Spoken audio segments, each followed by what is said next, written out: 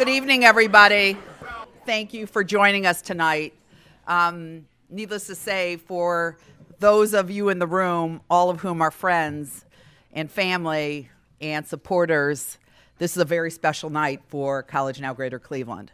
Not a lot of organizations can celebrate not only 50 years, but foundations and funders and partners that have been with you for 50 years. So, very special night for us. Let me start a little bit. This event we started a few years ago called Invest in Success. And it was really our opportunity when College Now was sort of not necessarily the best known organization in our community to really recognize leaders who had done tremendous things to advance the educational opportunities for our children. So we started this, and the first person we honored was Pat Mullen, who is here with us tonight. He was a board chairman.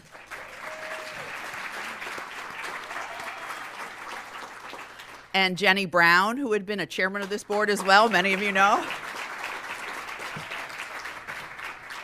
And Paul Clark for PNC, who's also with us tonight. And Margot Copeland, who unfortunately could not be here tonight, but I know some of the key bank people are here, and we're very grateful, Karen.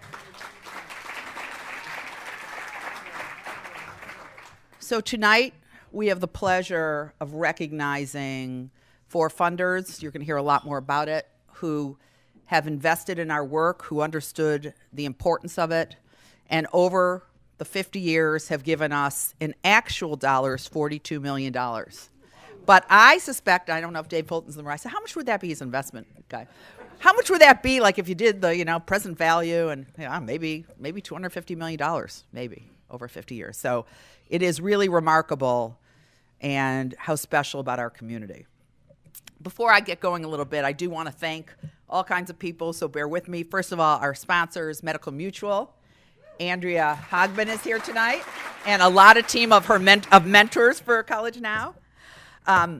Many of the Benish is here tonight, and Megan Mahalko is a board member. She could not be here, but I know a lot of the Benish partners are here. We're very grateful, and you'll hear more about them in a little bit. And Huntington Bank, who is also a sponsor for ours tonight. Sean Richardson and Diane Downing are here tonight, and Diane's a board member, and we're very grateful.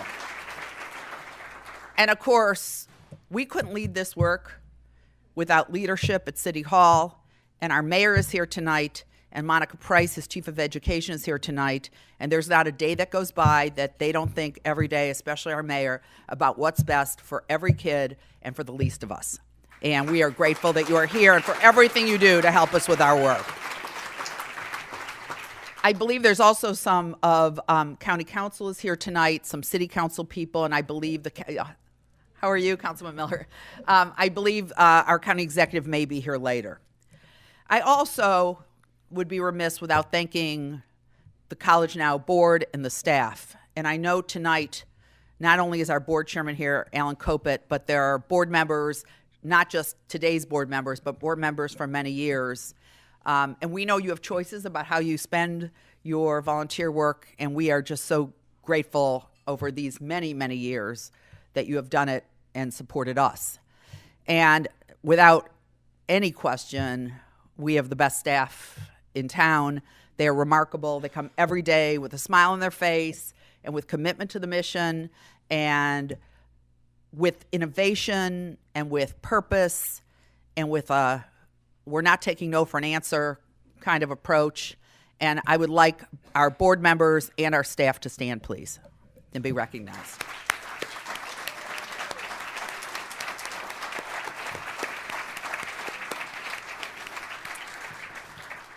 Needless to say, I could not do the work without them.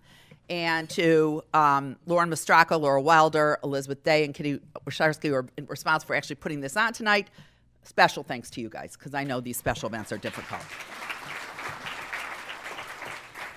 And finally, before I move on to a little bit more about College Now, I do want to thank Greg Moore. You're going to hear about him later, but he came in tonight to celebrate this 50th anniversary. If you don't know the story, I'm going to let him tell you, but he also spent his day at his alma mater, Glenville High School, today to talk to some of our AmeriCorps, and we are very grateful that you are here with us tonight. Thank you, very special. So the question is, 50 years, how did that all happen? And, it's a pretty interesting story, and I really love to tell it. But 50 years ago, actually a little bit more than 50 years ago, the managing partner of Benish Friedlander and an anonymous client, high net worth donor, and maybe you all know over there who it is, but I don't, wanted to pay for college for every kid in Cleveland from the Cleveland Public Schools. So this is like 1966, and so they show up in the schools senior year. They say, who wants to go to college? We've got the money. And almost nobody took the money. Why would that be? Strange. Well, they took 1967 off and spent time with counselors and admissions people and guidance folks and teachers and principals and university officials. And what they found out is that there's a middle-class secret. And if you're not coming from a college-going culture, and your family hasn't been talking about it since you were a little tyke, and your neighbors aren't talking about it, then college doesn't seem like it's for you, and you haven't done the things you need to do that by the time you're a senior, you would have needed to do them, and everybody in this room has either done it or helped somebody do it. And if you haven't taken the tests, if you haven't filled out the applications, you haven't filled out the FAFSA or the financial aid, you don't just do this when you're a senior in high school, not very easily anyway. And so they took a year off and they took another tact, and they decided that what was needed was to hire a team of people that were embedded in the school building. And this is the old Cleveland Scholarship Program. And they put these advisors into the building and asked them to start working with the kids much earlier to do all the things you need to do, and bingo, it worked. So one of the things we are very, very proud of on this 50th anniversary is that this field called College Access now was born here in Cleveland, Ohio, and there are literally thousands of organizations like us in some form or other all around the country, because what we know is every kid has the opportunity to succeed if they're given the tools to take that opportunity. So over the 50 years, that work still continues. We still advise, last year, almost 30,000 people, including some adults. Over the course of our history, 350,000 people. This year, we'll give away about $3.5 million in scholarship in the course of our time, $75 million. And we keep innovating. And part of the way we keep innovating, and you'll hear me talk about it more later, is because we have not just funders, but true partners, thought leaders, people that work with us every day, sitting right here, and you're going to meet them in a little bit, who work with us to make sure the work isn't stale, that it's not stagnant. So we started a mentoring program to improve graduation rates, and now we have 1,200 mentors and 1,200 mentees. And these are kids that are Pell eligible, and they're looking like they will complete college at almost 80%, which is much better than kids that are Pell eligible across the country, which is about 40%. And more importantly, they're building social capital. These kids are meeting people that have jobs that they want. They have somebody to introduce them to somebody that works for the Plain Dealer, Greg, or works at Deloitte, Pat, or works at the foundation, Ron, that otherwise they might not know.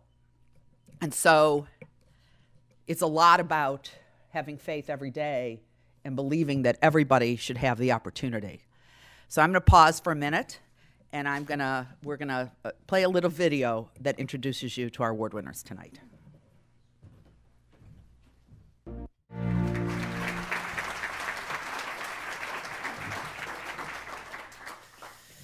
Everybody should be as lucky as I am to come to work and do this work every day. And I think you get a little flavor of how fortunate we are in this community, not just to have the kind of philanthropy we do, but to have the kind of partnership and friends and people that experiment with us and give us a little tough love when we need it and let us fail if we do that too. And so with that, I would like to ask our recipients to come up. From the Cleveland Foundation, Ron Richard and Helen Williams. From the Gunn Foundation, Ann Mullen. From the Jennings Foundation, we have Dan Keenan and our Joanne Ann Juster here. Great. And From the John Huntington Fund for Education, we have Anna Adams and Pete Adams. Please come join us.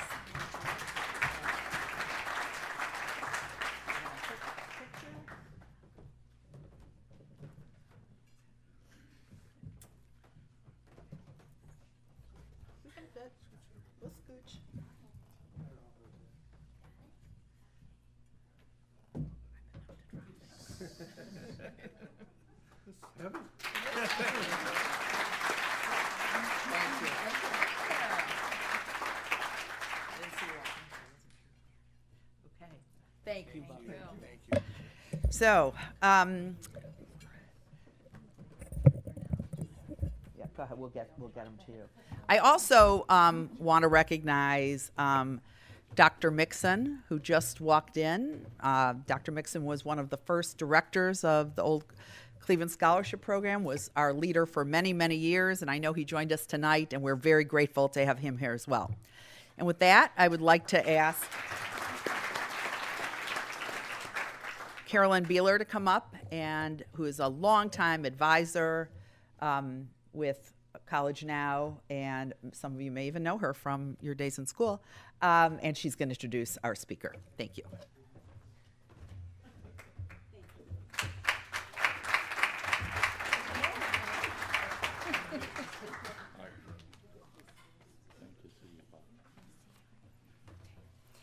So as you can see, this is Dr. Mixon, and we're both old now, which is okay, but better to be alive and be old. Yes. You agree? I agree. Thank you. So it is my honor to introduce Greg Moore, the editor-in-chief for Deke Digital, an expert media company that works with chief executives on strategic knowledge distribution. Before joining Deke in 2017, Greg was editor of the Denver Post from 2002 to 2016, which won 4 Pulitzer Prizes during his tenure. Previously, he was managing editor of the Boston Globe, where he played a key role in launching the Globe Spotlight investigation into the Catholic Church. He has served on the Pulitzer Prize Board and currently is a trustee for the University of Denver, the Boettcher Foundation, and Polaris. In 2012, he received the Benjamin C. Bradley Editor of the Year Award from the National Press Foundation. He is a graduate of Ohio Wesleyan University and a proud College Now scholarship recipient.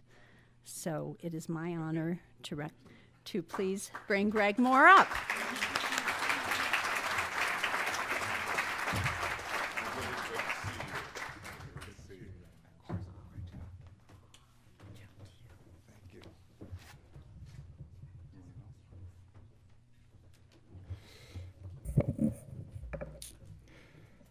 Wow. First thing I want to say is I should have been in that movie, the Spotlight movie.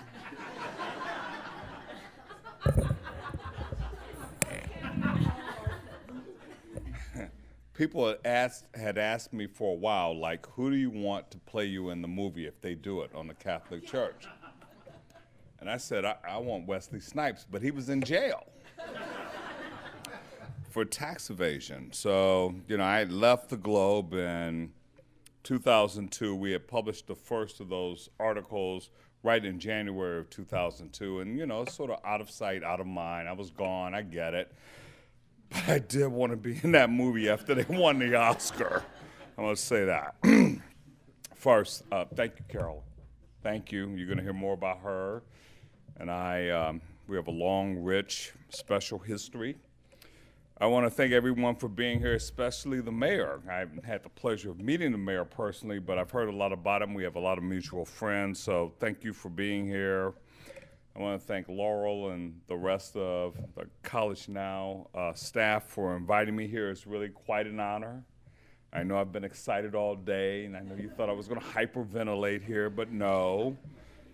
I also want to congratulate College Now of Greater Cleveland on its silver anniversary. You've been doing important work for a really long time, and it's really heartwarming to see your efforts recognized here tonight. It's a very special evening for you and for me. So 35 years ago, when I was a reporter at the Plain Dealer, I used to cover speeches at the City Club. I don't think this was the room, though. The City Club that I was in was like in a really old building, and it had big columns and all this. But anyway, I used to cover a lot of speeches there, and over the years, I've thought about the City Club, and it's long been a citadel for sharing strong and open-minded and divergent opinions. And I've thought that all of America could really learn a lesson for how to engage in civil and constructive debate from this 106-year-old institution. And like I said, I've seen a lot of people here today, and it's a proud moment for me to be standing up here. I always imagined myself giving a speech from behind the City Club podium. So now I can scratch that off my bucket list. Thank you.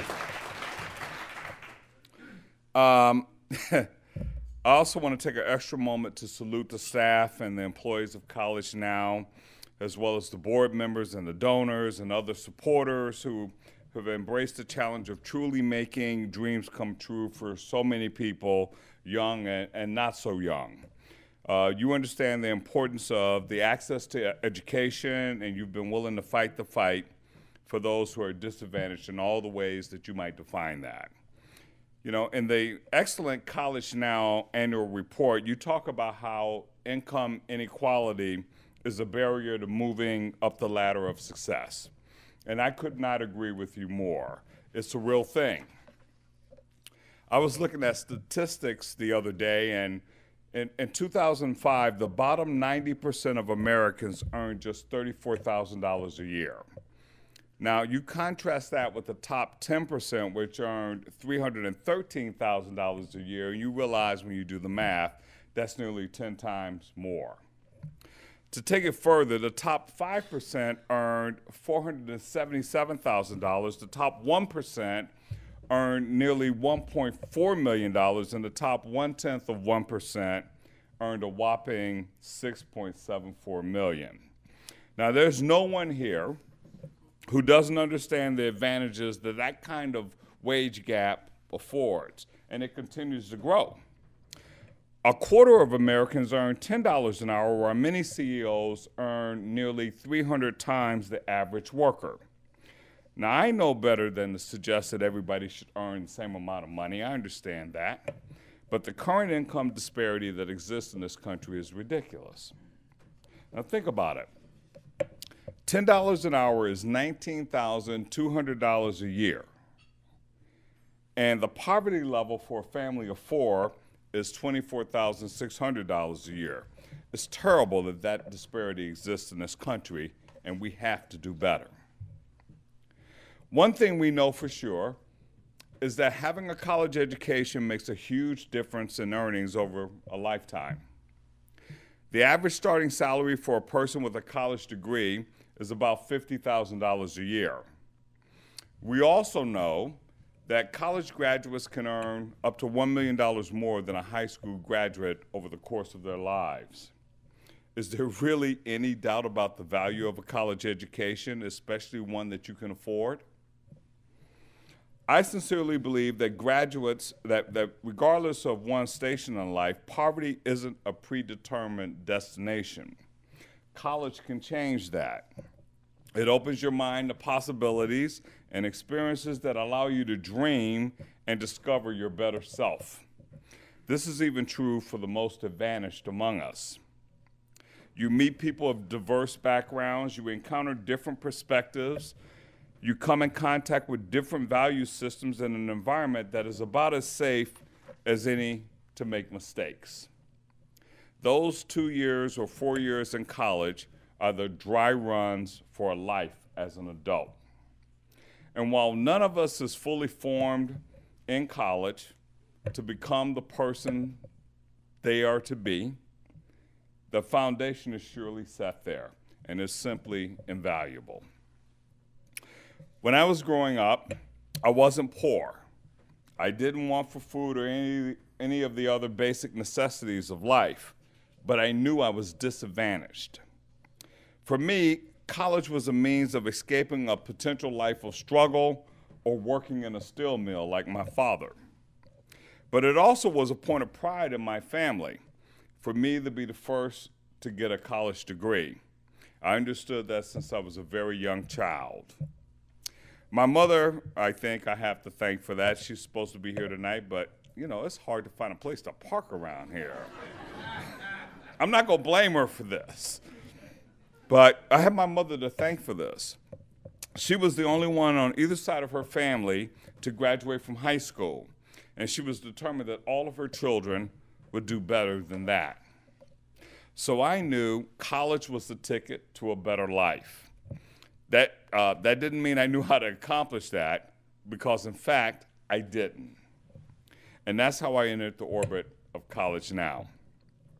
You may have heard or read about my story, but I want to take this opportunity to give you a little more flavor, because my story is not just instructive or celebratory. It's really an important lesson in sort of the difference that one person and one institution can make in the life of an individual. And it's particularly fitting on this 50th anniversary of College Now. There are lots of me's out there, and you should be reminded of the good that you've done. So I attended Glenville High School, where I was a very good student. I'm not bragging, that's a fact. In 10th grade, I was kicked out of my English literature class after polishing off an essay about A Tale of Two Cities. And I was harassing my friends who were still working on their essays and mocking them for not finishing as fast as I did. Finally, this young teacher, she had had enough of that and called me up to the front of the class. And after demanding that, I bring my books, she told me to leave the class and to never come back. She said she didn't care what I did with my newfound time, but I didn't belong in her class anymore. I was cool with that. I mean, not having to take English any longer, and, I was like, hey, that's great. I'm going to use my time, and I'm going to run the school movie projectors, and that's what I started doing. So soon I was rolling around a projector to the various classes and threading film for, in-class movies, and I thought I had tested out of English. And then I would be running projectors for the rest of the seventh period for the rest of the school year. But a few days later, however, I received a letter telling me that no, things aren't going to be that easy. And that from now on, I would have first period honors English class, and I had never had first period anything. I mean, my day did not start till 9 a.m. I remember walking into that honors English class with all those eggheads and being completely overwhelmed. But I buckled down and I did the work. I rose to the level that my teachers and my parents absolutely believed that I could achieve. Not long after, I was in honors chemistry and I was taking advanced math classes too. It was a struggle, but I did it and I felt great. I finished in the top 10% of my class, and Glenville was a huge school. There were about 500 students in my senior class and about 2,000 students overall back in the day when Glenville was huge. As the president would say, huge.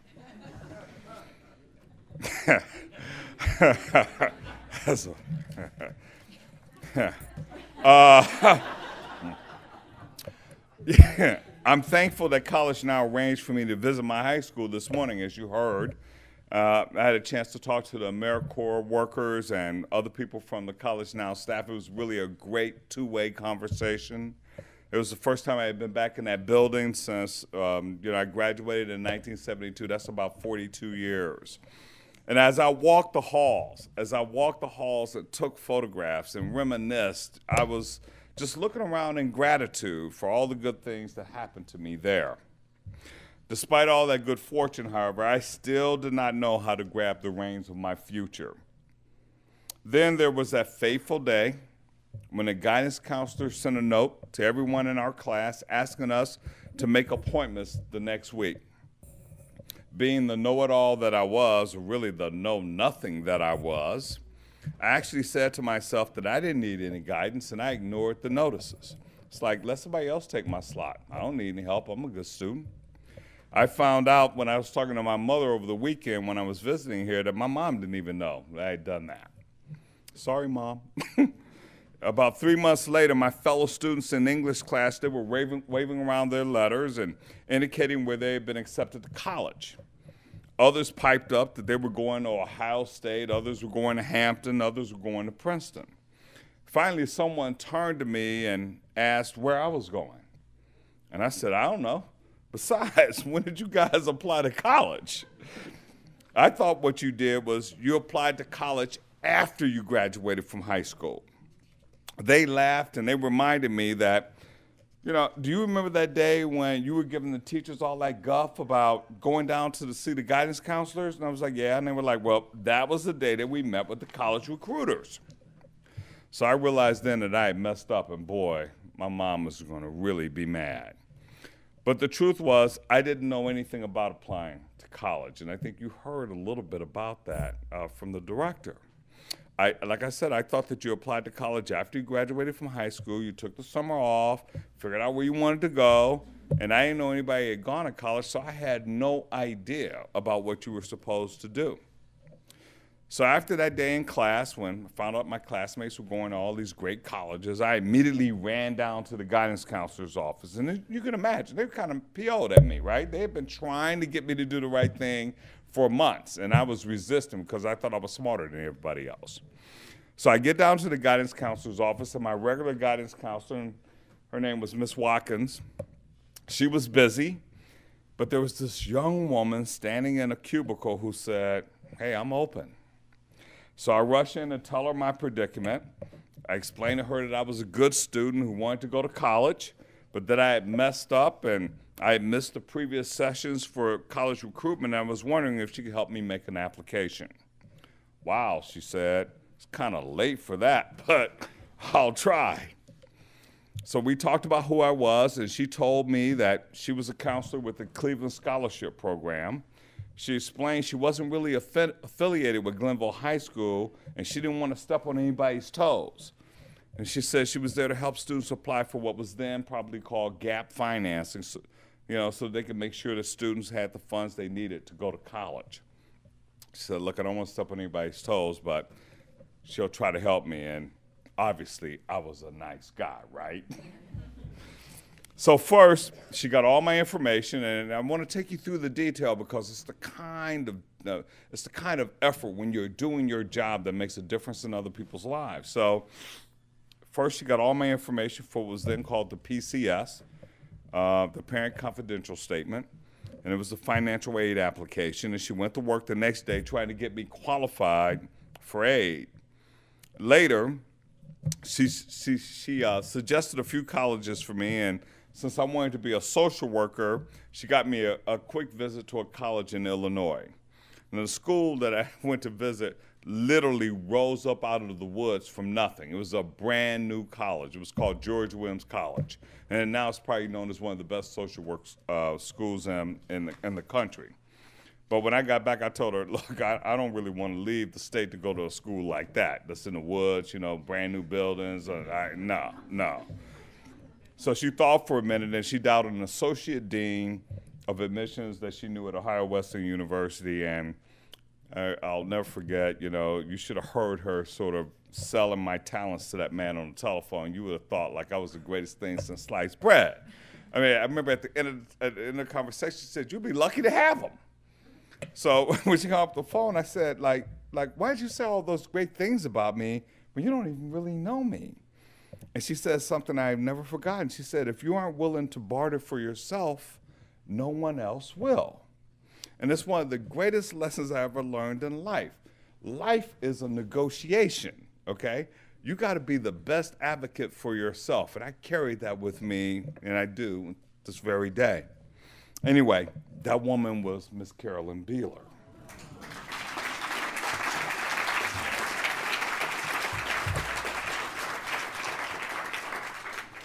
And she got me a date to go down to Ohio Wesleyan, where that June in 1972, after admissions had been closed for the class of 1976, I was greeted and taken around the campus.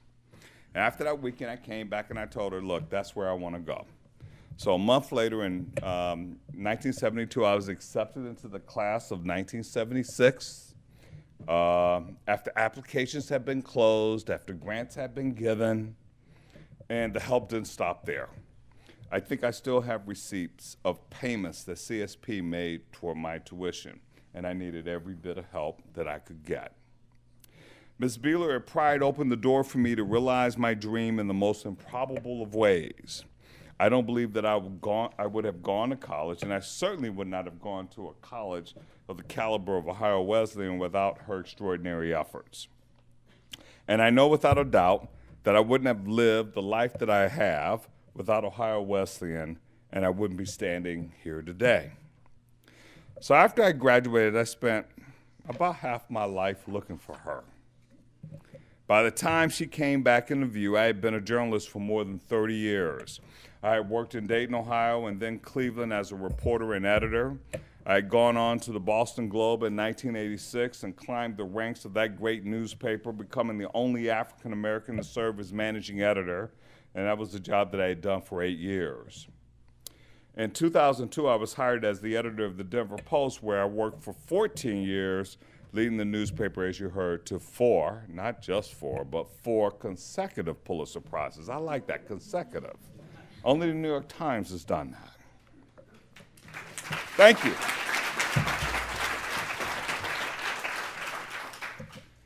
In appreciation for the opportunities that have been afforded me, I was really into volunteering and mentoring and serving on boards to give something back. And one of those efforts involved serving on the boards of trustees for Ohio Wesleyan University, my alma mater. While at a board meeting, it was maybe 8 years ago, a young recruiter in our admissions office approached me with a card. And she told me that she had met a woman at Beechwood High School. And when the woman saw her tag from Ohio Wesleyan, she asked her if by chance she had ever met an old student of hers. The recruiter just piped up and went, "Yeah, I know him. He's on the board of trustees. Everybody knows Greg."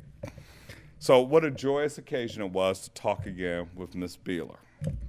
We had been reconnected. We laughed, we talked about old times, we got caught up, and then I thanked her for saving my life and asked her what I could do to repay her.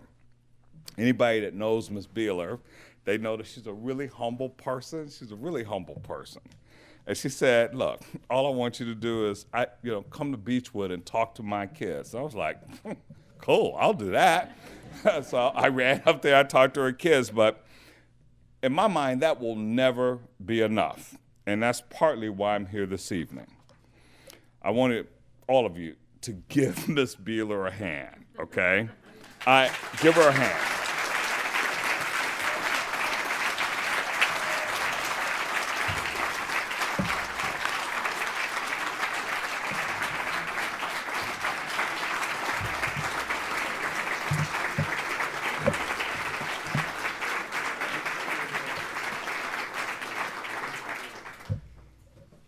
I am so proud to be able to once again thank her publicly for not just doing her job, but for going beyond the call of duty.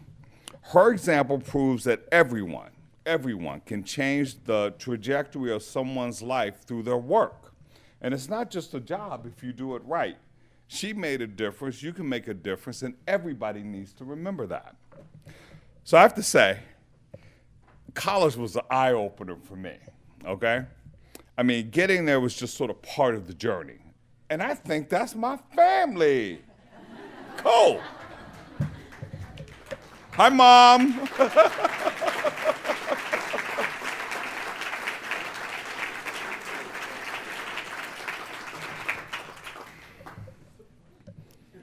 We're going to let you sit down. That's my mom, that's my sister, that's my niece, that's my grandnephew. Thank you all for coming. I know it's hard to find a place to park. Hey, Brian. All right.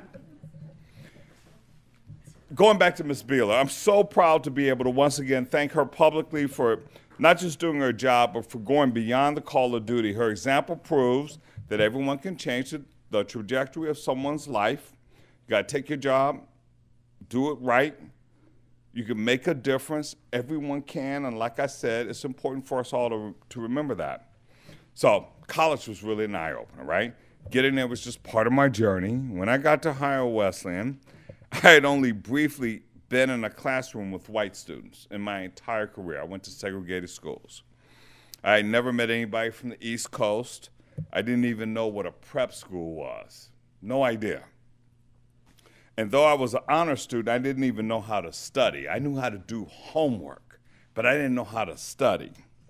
And I experienced all of that more at Ohio Wesleyan, and I grew. I traveled to Washington, D.C. For the first time I saw the White House. I went to Boston with classmates to participate in my first protest against busing violence. I starred in a school play. I mopped floors in the student union. I went mountain climbing, and I co-founded my own student newspaper when I was at Wesleyan. But I also discovered who I could be. And I learned that I was witty, that I was charming, and that I was smart. Now, that's not to say that it was all rosy. I was on academic probation after my second semester because of that darn school play. But college gave me the desire and the wherewithal to dig deeper about who I was. Equally important, I began to dream about who I could become. And I fought through all those difficulties. Today, after a rewarding 40-year journalism career, I'm a bit of an entrepreneur now. I own a small stake in a strategic knowledge distribution company that works with chief executives and helps them produce op-eds that we later get published in Fortune and Forbes and other legacy publications, and we also work with them to see who interacts with that content, and we drive clients back to their business. It's pretty good. It's novel. And it's work that really fits with my skill set. So I'm happy. I don't miss newspapers. I'm happy to be home for dinner, which is something that hardly ever happened to me in my previous career. So it's all good. But I'm also very active, I have to say, in the fight to save local journalism. And I've earned a voice on that issue, and I want to use it. I want to digress for just one moment and talk about this issue because I think it's very important, and what's happening here is happening across metropolitan areas all across this country. So to digress for just a moment, I want to say in the most emphatic terms possible, that's what's happening to local news and what's happening to newspapers in this country is a crime. Journalism is a vital part of our democracy, and we need reliable reporting more than ever. And that's not a partisan statement, that's not a political statement, that's a statement of fact. We're at a crossroads, though, and I'm not sure at all that journalism as we know it is going to survive. I pray that it does, because otherwise we will have more Flint, Michigans. And I think you all know what happened in Flint, Michigan, where the government poisoned the water of its own citizens. Why? Because nobody was watching. We will still see, I fear, a decline in political participation if we begin to lose the powerful local press and our newspapers and the coverage that they provide for these new voices and these new ideas. I think that it'll become harder, and there's evidence to document this, for people to get elected to public office, and they won't be able to get any traction. So we all have an interest in having a vibrant local news operation. And I dare say, if that happens, people may not care about what you do at college now. So I want to urge all of you to support your local news organizations, to subscribe to the newspaper, to watch the news programs on TV, to pay for content. I need you to pay for content. And I want you to demand that greedy owners reinvest in the news products that they own, or they need to get out of town. Tyranny thrives in an information-starved environment. Like anything else of value, it costs money to be informed. A free press is not free, and it's up to all of us to support it. So understand this. If your local news organization or your local news operation disappears, it will not be recreated. The trust between you and your newspaper or your news organization took more than a century to solidify. Your grandparents probably read The Plain Dealer. The model that we have may be broken, but this doesn't have to be the death knell of journalism. Help us find a way to save it. That's the message that I'm sharing everywhere I go. Hashtag News Matters. Please use it. There's just one other thing. I want to send a message to young people, and I know there are not a whole bunch of kiddies around, and you all are young, but there's not a lot of kiddies around. So, take this message to your kids and your grandkids and great-grandkids. But the message I want to send is this. In order to be all that you can be, you have to be able to dream it. And to do that, you have to be exposed to things you don't know. College is the place where you can unlock your potential. And please resist the silo of accepting information that only confirms what you already believe. Start now, tell them, start now, because college will open the aperture on the world for you, and it will ignite a lifelong love of learning.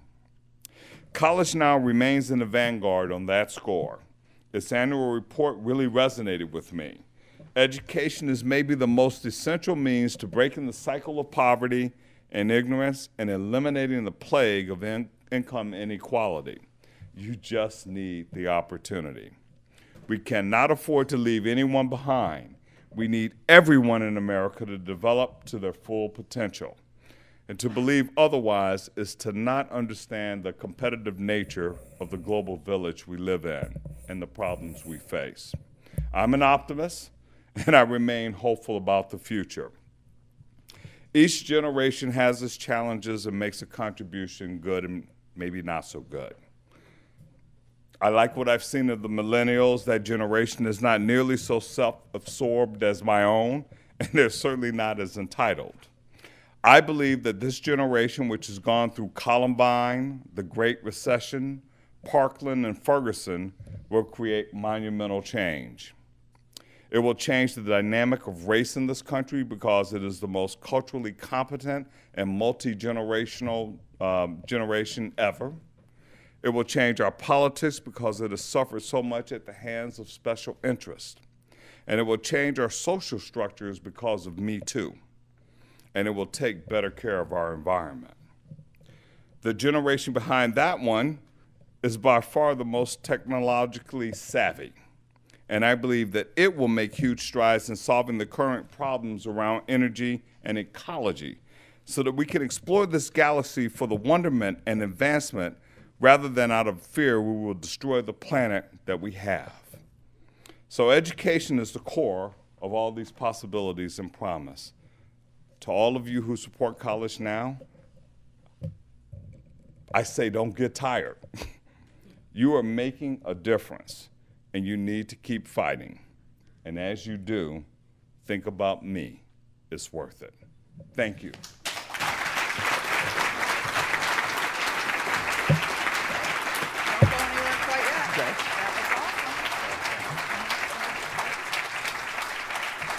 I get free stuff? Okay. Sort of. Not exactly, but you'll like this. All right. Thank you for being here. As a token of our appreciation, though, we have established the Greg Moore Scholarship at College Now. It will be given this year to a CMSD student that is pursuing a degree in journalism or communications. Awesome. Thank you. There you go. Thank you. Thank you very much. We got to take a picture of this. Thank you. Thank you. We're going to wrap up quickly here, but I do have a couple things I want to share. First of all, sometimes when I'm out in the community, most people think this is, godmother and apple pie and everyone loves it, but, there are naysayers. There are people like, college isn't worth it. College is too expensive. Why are they doing it? We're wasting money. These kids can't succeed. I hope tonight, if you're left with anything, is to know everybody can succeed. It's a question of making sure they've had the supports. College Now is going to go into a second 50 years. I'm blessed to lead the work, and we're very hopeful for the future. We believe our region, our leaders have finally gotten the connection that we're not just helping kids from disadvantaged backgrounds go to get post-secondary credentials, but we're changing the trajectory of our economy, which is so sorely needed. Ohio is not doing well around these issues. And so the question is what? What's next? Well, I'm also proud to tell you that we've been a convening partner in an initiative that you're hearing about called Say Yes to Education, led by our mayor and our county executive and Ron Richard and his team at the Cleveland Foundation and CMSD and Eric Gordon and his team and United Way and College Now and many others in the room, some of whom have yet to really come forward. We are working on something that we believe will change the long-term trajectory of our kids. And it provides a system where we really understand the needs of the kids and we make sure that their social, emotional, educational, after school, parent issues are dealt with so they can focus on their education. So we can help them understand, would they be a good welder or should they get a PhD or should they go on and run a newspaper? And then we couple it with last dollars. And so that is just one of the big things out there. We are so proud to be innovating again as part of that work. And we're just glad you're here tonight. Thank you. You're all friends, your family, and we hope you'll stick with us and know how grateful we really are. Thank you. Good night.